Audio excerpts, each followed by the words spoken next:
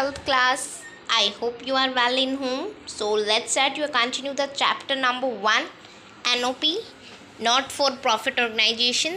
ठीक है, last class में हमने इसका मीनिंग पढ़ा था, करेक्टरिस्टिक्स पढ़े थे और हमने डिफरेंस पढ़ा था not for profit organisation and earn organisation के बीच में. आज हम पढ़ेंगे बच्चों receipt and payment account.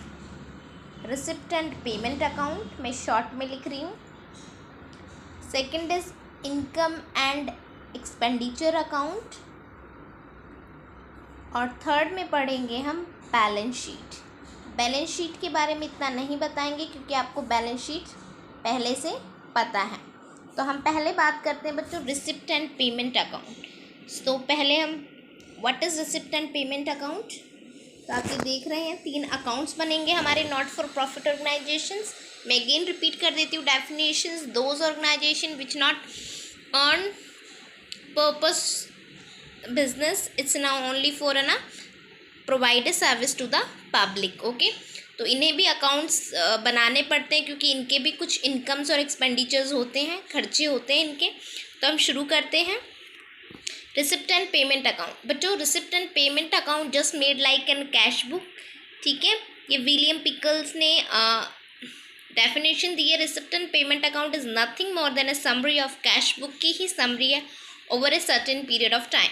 Okay, तो ये कैश बुक की ही समरी है. ठीक है, तो ये हम सोसाइटी क्लब के लिए सर्व करता है हमारा नॉट फॉर प्रॉफिट ऑर्गेनाइजेशंस जो भी होते हैं.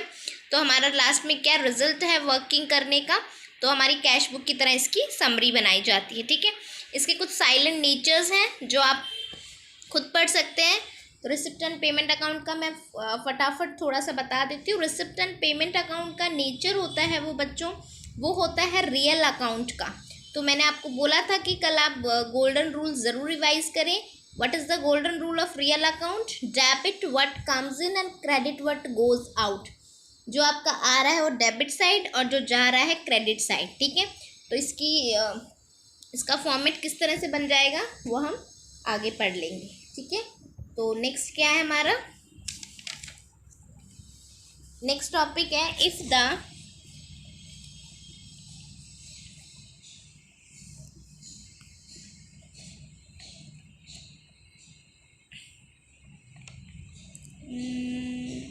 Income and expenditure.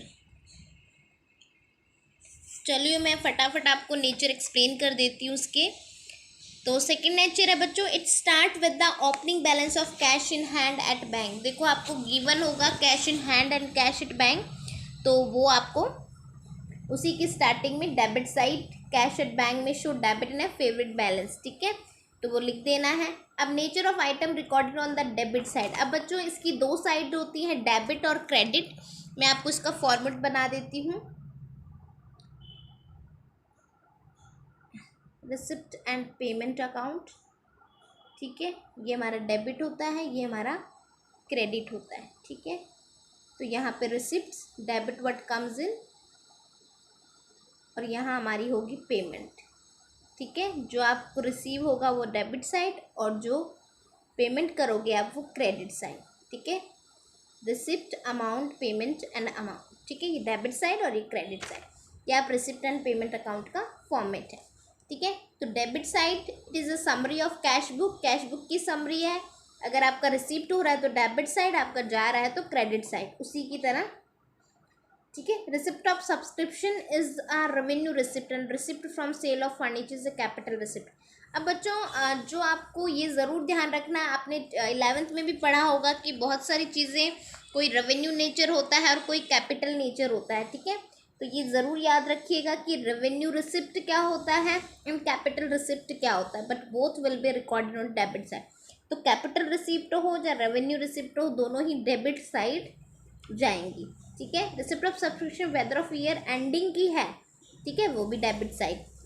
Nature of the item recorded on the credit side. तो कुछ आपको पता ही है कि पेमेंट जो जा रही है वो आपकी क्रेडिट साइड रिसीव होगी. Closing balance of this account show closing balance of cash in hand and cash at bank. तो आपका क्लोजिंग बैलेंस कहाँ आएगा, आपका balance cash in hand at bank on the credit side. Okay, और bank का overdraft हो रहा है तो क्लोजिंग बैलेंस का ओवरड्राफ्ट है, तो डेबिट साइड। पता है आपको ओवरड्राफ्ट क्या होता है? ठीक है, चलिए। Non cash item are recorded in this account, non cash, ठीक है, जो कैश में नहीं है वो भी आपकी this account record only actual receipt and payment of cash. Non cash item as a depreciation, outstanding expenses, ठीक है ना, accrued income are ignored while preparing it, ठीक है। तो डेप्रिसिएशन और आउटस्टैंडिंग एक्सपेंसेस और एक्यूर्ड इनकम, ये आपको इग्नोर करनी है, ठीक है। और पर्पस इसका क्या बनाने का, ये हमें पता चलता है कि हमारे कितने एक्सपेंडिचर, कितने खर्चे आ रहे हैं और कितनी हमें पेमेंट करनी पड़ रही है, ये बनाने के लिए पर्पस है हमारा, ठीक है। Account prepared with the help of receipt and payment account की हेल्प से आगे हम क्या बनाएंगे, इनकम एंड एक्सपेंडिचर अकाउंट, ठीक है। चलिए अब इनकम एंड एक्सपेंडिचर अकाउंट के बारे में थोड़ा पढ़ लेते हैं। Income and expenditure account, receipt and payment account और कैश बुक। बच्चों मैंने कैश बुक का नाम लिया तो ये डिफरेंस है कुछ, आप खुद पढ़ लीजिएगा, ठीक है। फर्स्ट चैप्टर से शुरू कर रही हूँ इसलिए थोड़ा जल्दी जल्दी करेंगे हम।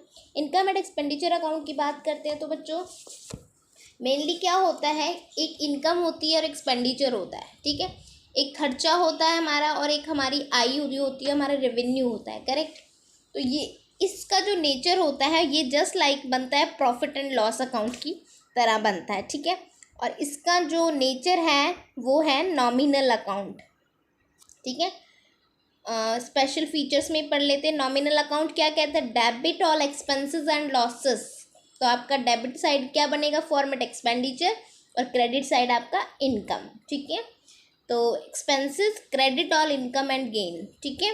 नेचर आइटम रिकॉर्डेड इट, ठीक है। Only item of revenue nature recorded in all of item of capital nature are ignored with preparing. Revenue nature के आएगा, कैपिटल नेचर का नहीं आएगा। Omission of opening and closing balance of, no opening and closing balance of cash bank are recorded in it, ठीक है। कोई opening और omission होता है ना, दोबारा मिस्टेक हुई को करेक्शन करते तो वो क्लोजिंग नहीं आएगा ना ओपनिंग है। Adjustments, the account is prepared in the same manner in which the profit and loss account जैसे प्रिपेयर करते हैं वैसे इसको एडजस्ट करना है। It's record income and expenditure of current period, ये ज़रूर याद रखना है बच्चों, इनकम एंड एक्सपेंडिचर में करंट ईयर की ही सारे अमाउंट्स आपके आएंगे, okay. Purpose, closing balance of this statement reveal surplus और डिफेक्ट, जो आपका लास्ट में मिलेगा वो आपको सरप्लस एंड डिफेक्ट मिलेगा। If the credit side exist the debit, ठीक है, अगर क्रेडिट साइड ज़्यादा है तो डेबिट साइड कम है तो क्या होगा आपका सरप्लस, ठीक है। डेबिट साइड ज़्यादा है, क्रेडिट साइड कम है, एक्सीड कर रही है तो क्या होगा आपका defect. The surplus is added to the capital fund and the defect is deducted from it, ठीक है। जो आपका कैपिटल फंड आएगा उसमें आपको ऐड करना है सरप्लस, और अगर डिफेक्ट आता है तो सब्ट्रैक्ट करना है। I hope you understand. आ जाइए नेक्स्ट टॉपिक पे। अब हमारे दोनों ही टॉपिक हो चुके हैं बच्चों। बैलेंस शीट के बारे में आपको नॉलेज है तो मैं नहीं बता रही हूँ, इसका फॉर्मेट एक बार बता देती हूँ। Debit all expenses and losses, तो ये एक्सपेंडिचर हमारा डेबिट साइड आएगा, rupees, income and expenditure account, ठीक है। एक्सपेंडिचर और हमारी इधर इनकम आएगी, ठीक है। ये हमारा डेबिट बैलेंस है, ये हमारा क्रेडिट बैलेंस है। I hope you understand. Balance sheet में आपको पता ही है कोई डेबिट क्रेडिट नहीं होता, because balance sheet is an statement, एक स्टेटमेंट होती है हमारी, वेल्थ ऑफ द फर्म होती है, ठीक है, वेल्थ ऑफ एन ऑर्गेनाइजेशन होती है कि क्या कितना एसेट्स है, कितनी लाइबिलिटीज, ओके। तो कुछ इम्पोर्टेंट बातें हैं जो आपको ये चैप्टर करने से पहले पता होनी चाहिए। आपने पहले भी पढ़ा है बच्चों, कुछ 3 लिख लीजिएगा। ये एक्सपेंडिचर्स होते हैं जिसमें हमें पता नहीं होता कि क्या है। 3 तरह के एक्सपेंडिचर हुए हमारे। एक तो होता है रेवेन्यू, ठीक है, तो देखो डेली के रेंट वगैरह ये डेली के हैं तो ये आप इनकम एंड एक्सपेंडिचर में लिख सकते हो, ठीक है। और बाकी नॉन रेकरिंग नेचर की जो भी होंगी आपकी रेवेन्यू और कैपिटल, वो आपकी कहाँ आएगी, बैलेंस शीट में, वो भी लाइबिलिटी साइड। कैपिटल एक्सपेंडिचर होता था और तीसरा होता था डेफर्ड रेवेन्यू एक्सपेंडिचर, ठीक है। इनको आप ज़रूर रिवाइज कर लीजिएगा। ओके, और फर्स्ट एक्सपेंडिचर पता चल गया आपको। सेकेंडली था इनकम। इनकम भी आपकी दो तरह की थी, एक तो था रेवेन्यू रिसिप्ट और था एक कैपिटल रिसिप्ट। ठीक है, एक आप कमाते हो कोई चीज़ बना के फिर बेची, वो होता है, और एक कैपिटल आपने कोई एसेट्स खरीदा या बेचा है, उससे आपको कुछ रिसिप्ट मिलते थे। पता चल गया आपकी इनकम दो तरह की होगी, एक्सपेंडिचर तीन तरह के होंगे। चलिए, और कोई भी कभी कभी होते हैं वो नॉन रेकरिंग नेचर के होते हैं, जो कभी कभी आपके खर्चे होते हैं, जैसे आपने एसेट्स ही बेची हैं तो ये आपके बैलेंस शीट में आएगा, भूलिएगा मत। अब हमें जो इस चैप्टर के रिगार्डिंग कुछ चाहिए वो हम रिवाइज कर लेते हैं। Let's start some important points related to a non profit sinking organisation. पहला होता है बच्चों subscription. What do mean by subscription? Subscription जो है वो एक इनकम है सोर्स का, नॉट फॉर प्रॉफिट ऑर्गेनाइजेशन में। ठीक है, ये क्या होता है कि ये कहाँ आएगा, आपका रिसिप्ट एंड पेमेंट अकाउंट की डेबिट साइड आएगा। ठीक है, और ये करंट ईयर का ही पोस्टेड होता है, credit side of income and expenditure, और आएगा कहाँ, क्रेडिट साइड ऑफ इनकम। अब सब्सक्रिप्शन क्या होता है बच्चों? सब्सक्रिप्शन होता है जब हमने कोई क्लब या कुछ भी ऑर्गेनाइजेशन की हुई है, उसमें एंट्री फीस जो लगती है, तो ये एंट्री फीस जो होती है ये हमारी इनकम ही है। ठीक है, तो ये कहाँ आएगी, डेबिट साइड तो आएगी receipt and payment account side, और क्रेडिट साइड आएगी इनकम एंड एक्सपेंडिचर में। ठीक है, रिसिप्ट एंड पेमेंट में डेबिट साइड, क्योंकि रिसीव हो रहा है, ये हमारी इनकम है, तो credit side of the income and expenditure account. ठीक है, जब एंट्री करते हैं हम किसी ऑर्गेनाइजेशन में तो हमें एक सब्सक्रिप्शन देना पड़ता है। ठीक है, एक अमाउंट पे करना पड़ता है। लाइफ मेंबरशिप फी, जो लाइफ मेंबरशिप फी क्या होता है, आप मेंबर होते हो किसी ऑर्गेनाइजेशन का, पूरी लाइफ बने रहते हो। ठीक है, तो कभी कभी आप क्या होते हो कि लमसम में भी पे कर देते हो कभी कभी। ठीक है, डेली देते हो वो ठीक है, आपकी इनकम है, रिसिप्ट एंड पेमेंट में आ गई। बट कभी कभी होता है कि कोई आता है वो लमसम में पूरी फी पे कर देता है। ठीक है, लाइफ टाइम के लिए, तो it is a receipt of non recurring nature है, ये कैपिटल रिसिप्ट है। ठीक है, तो since the member will not required to pay the fee annually, hence it's not credit to the income and expenditure के क्रेडिट साइड नहीं जाएगी। Non recurring nature है, मैंने कहा था ना, नॉन रेकरिंग नेचर होता है तो कैपिटल रिसिप्ट होता है, तो ये कैपिटल फंड है हमारा, तो ये कहाँ पे बैलेंस शीट में शो किया जाएगा लाइबिलिटी